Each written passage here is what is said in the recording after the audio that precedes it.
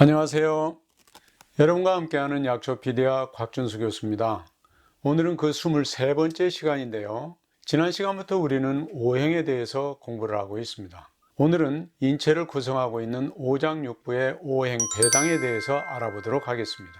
지난 시간에 말씀드린 것처럼 우리 선조들은 인체를 우주의 축소판인 소우주라고 인식을 하고 우리 인체에서 일어나는 모든 현상이 우주에서 일어나는 현상들과 매우 밀접한 관련이 있다는 것을 알게 되었습니다. 이렇게 확인한 결과들을 정리하여 인체의 장부들이 하는 역할을 자연현상과 비교하여 오행에 각각 배당을 하였는데요. 지금부터 이것을 하나하나 살펴보도록 하겠습니다. 먼저 표를 한번 보실까요?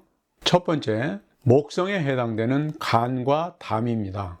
간과 담의 역할을 이해하기 위해서는 먼저 지구상에서 목성에 해당되는 식물이 하는 역할을 관찰해 보면 바로 알 수 있습니다. 상식선에서 식물이 하는 일을 크게 두 가지로 요약을 해 볼까요? 식물은 광합성을 통하여 영양분을 합성하고 열매나 뿌리 또는 줄기 등 그 저장기관에 저장하는 역할을 하죠. 바로 영양분의 생산과 저장. 두 번째는 독성 물질과 동물에 해를 끼치는 모든 유해 물질을 정화하는 역할을 하죠. 이처럼 식물은 영양분의 생산과 저장, 유해 물질의 저장이라고 하는 두 가지의 큰 역할을 하게 되는데요. 우리 몸 안에서 간과 담이 이러한 역할을 담당하고 있는 것입니다. 또한 목성의 기운은 안으로 거두어들이는 즉 수렴의 기운이 강해서 지나치게 식은땀이 많이 흐르는 것을 치유한다거나 정액이 흘러나가는 유정을 멎게 하거나 상처 부위에 새살을 잘 돋게 하여 상처를 아물게 하고 진물이 흐르는 것을 멈추게 하는 작용을 합니다. 이런 점을 착안하여 간과 담을 바로 목성에 배당을 한 것입니다.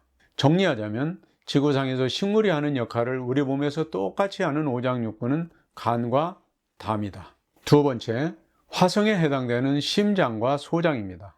화성은 태양계라는 우주에서 태양과 같고 지구에서 본다면 지구 속의 멘틀과 같은 역할로서 이 지구를 식지 않게 유지하고 모든 생명체의 체온 유지와 대사가 가능하도록 해주는 기본적인 에너지라고 할 수 있습니다. 만약 화성의 기온, 즉 체온이 떨어진다면 인체는 모든 활동 에너지의 원천이 되는 대사작용을 못하게 될 것이고 지구상의 모든 생명체가 성장을 멈추듯이 인체 또한 생명 유지가 불가능하게 될 것입니다.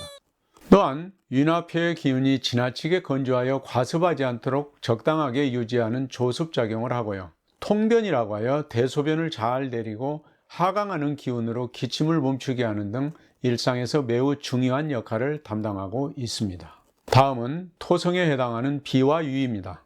여기서 한 가지 특별하게 주의를 해야 될 것이 있는데요. 바로 비입니다. 비를 생물학에서 말하는 비장, 즉 지라라고 혼동하기가 쉬운데요. 동양의학에서 말하는 비는 지라가 아니라 췌장, 흔히 말하는 판크레아스라고 그러죠. 이 췌장에는 유명한 랑게르한스 섬이라고 하는 내분비 조직이 있는데요. 독일의 병리학자 랑게르한스에 의해서 발견된 이 조직은 천여 개의 세포가 모여서 마치 섬처럼 보인다고 해서 이렇게 이름이 붙여졌고요. 이 자에는 이러한 랑게르한스 섬이 100만 개 정도 존재하고 글루카곤이나 인슐린과 같은 호르몬을 분비하여 소화와 체내 혈당을 조절하는 중요한 역할을 하고 있습니다.